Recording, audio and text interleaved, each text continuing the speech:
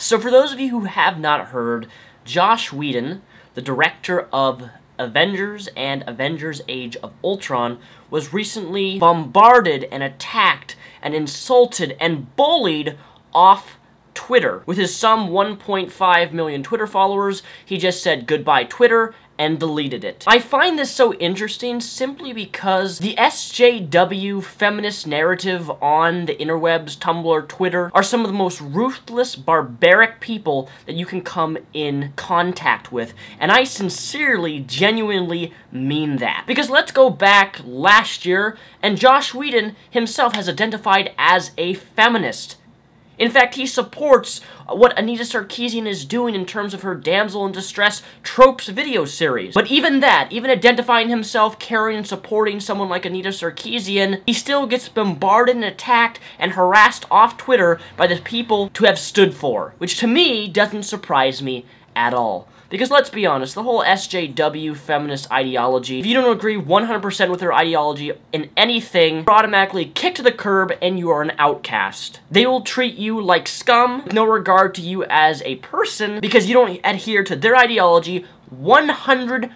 It can't be 99%, it has to be 100. What else I'm about to show you are a few tweets, but the whole thing is linked down below. Someone sent me this, you can check it out for yourself. It's linked down, the first link, of all the tweets that, oh, not all of them, but a large majority of the tweets that Joss Whedon was receiving upon the film Age of Ultron. Now, spoiler warning, if you have not seen the film, spoiler warning, spoiler warning. During Avengers Age of Ultron, a relationship between Bruce Banner, the Incredible Hulk, and Black Widow starts. Halfway during the film, they have an interaction, a very personal, a very emotional interaction between these two characters, both of whom care for one another deeply.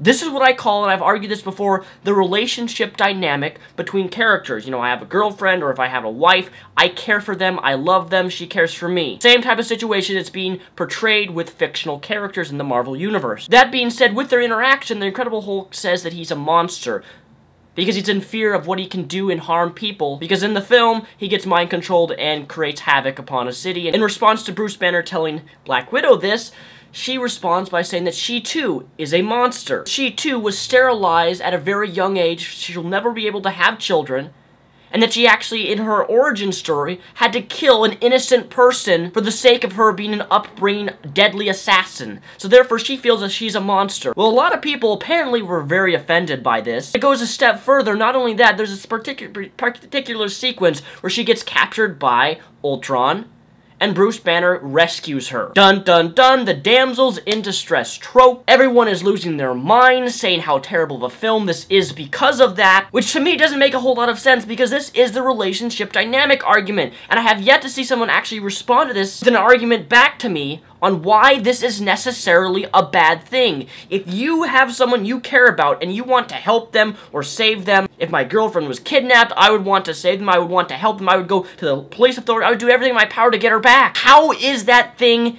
a negative trope? How is that a bad thing? Wanting to rescue someone who, even in this specific context, it's not like Mario who just has a mission to save Princess Peach all the time. It's someone who actually has a love relationship for one another, care for one another, and these SJWs, these feminists, flip their absolute fucking shit and bully him off Twitter. These are just a few tweets. Fuck you, Joss Whedon. You fucked up the only female superhero that Marvel has allowed us to have. The Black Widow isn't a fucking damsel. Joss Whedon literally wrote a rape joke into Age of Ultron. Why does he still have a job? Are you fucking kidding me? And this is the icing on the cake. Remember, folks, the first few tweets I showed you, Joss Whedon identifying himself as a feminist and agreeing with Anita Sarkeesian.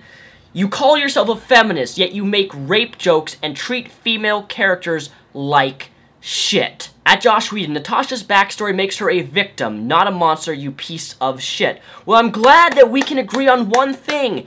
Feminism is all about victimhood, which is one of the reasons why I want nothing to do with it, because I have no desire to identify myself as a victim, especially with my riddled past within the church of sexual abuse. I got help, I went through counseling, I went through therapy, and I consider myself a survivor. Why the fuck would I want to identify myself as this helpless victim, this negative word, which is what I think it is? Victimhood, victimhood, victimhood, victimhood. Black Widow is not a victim. She personally feels that calling herself a monster helps identify and relate to that of Bruce Bruce Banner to help him feel less alone. Besides, when I was sexually abused, I felt like a monster. I felt dirty. I felt terrible. When traumatic things happen to people, you have a crumbled self-esteem. You don't like yourself.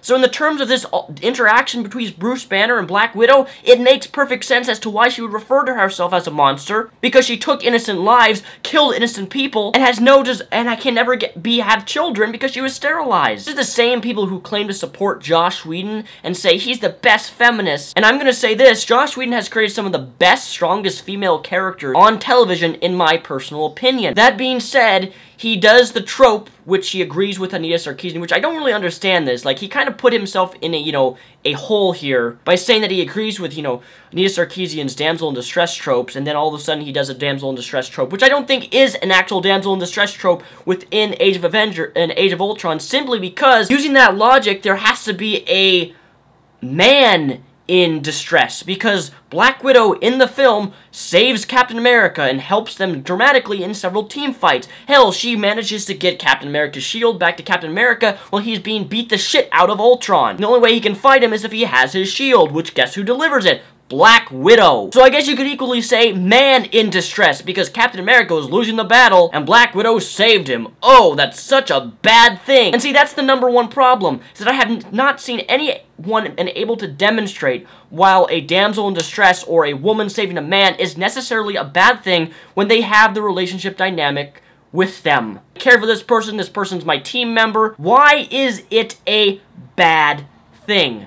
To me, it's not. Can these tropes get tiresome with time? Sure, always seeing a guy rescue a girl, yeah, that can be kind of annoying. Would I like to see more reversals of the situation? Sure, I got no problem with that. But to claim that Joss Whedon is a sexist, misogynistic asshole, which if you click the link down below, you can read all of the crazy, harassing, bullying tweets that he received, is just absolutely mind-boggling to me. You SJWs and feminists, you can complete making yourself out to be fucking victims, while I'm gonna keep living my life knowing that I'm a survivor of my past. That Bruce Banner, that Black Widow, is a survivor of her past. I want nothing to do with this SJW feminist narrative which Joss Whedon identified with. Because you can see how far it got him on Twitter of being bullied and harassed because he didn't 100% go with the ideology that he conformed to. That's all I gotta say.